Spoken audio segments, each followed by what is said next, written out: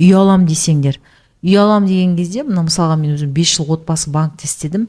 Адамдар ойлайды, мен 5.000 теңге, 10.000 теңге ақша жинасам үй алады екен. Ол олай емес.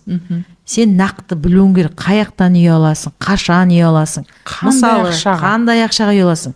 Мен осы 3 жыл ішінде Астанадан 2 комнаталы, ол 3 жыл ма, ол 5 жыл ма, қазір санаймыз. Мен Астанадан 1 комнаталы үй алғым келеді. Мысалы 10 миллион теңге, 12 миллион теңге.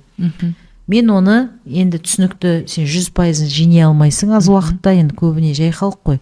Мен оның 50% ақшасын жинауым керек. Немесе жоқ дегенде 20% ақшасын жинауым керек. Сол 12-15 миллион, 15 миллион деп алсақ, 15 миллион теңгенің 20% 3 миллион теңге, оның жартысы 50% 7,5 миллион теңге. Қарайсыз. Так, мен 3 миллион теңгені 3 жылда төлеймін, жинаймын. Немесе мен жаңағы 7,5 миллион теңгені 3 жылда, 5 жылда жинаймын деп, жаңа конкретно соманы шығарып, оны конкретно айға 3 жылма, 6 айға, 6 жылға, 60 айға бөліп, немесе 5 жылға, 6 жылға бөліп, конкретно сосын сол сомасын шығарып, сол соманы жинай бастаймыз. Ай сайын. Сол ғана дұрыс. Неге десеңіз, біздер ойлаймыз, жарайды, ертең бүйте салам, ертең ол бүйте салам, сөйте салам, бәрі кредитке келеді. Біздерде мына қаржылық сауаттылықтың жоқтығы, қаржылық қордың жоқтығы, қаржылық мақсаттың жоқтығы, біздерде үй алатын арман бар.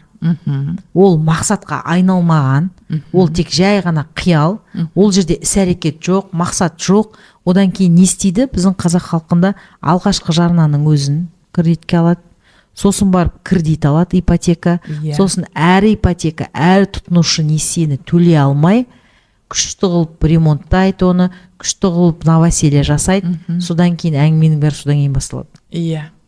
Сондықтан мына алғашқы жарнаны тұтынушы несиеге алуға болмайды. Оның барлығын тек қаржылық мақсат арқылы мақсатқа ақша жинау қажет. Ол үйге де қатысты, машинаға да қатысты.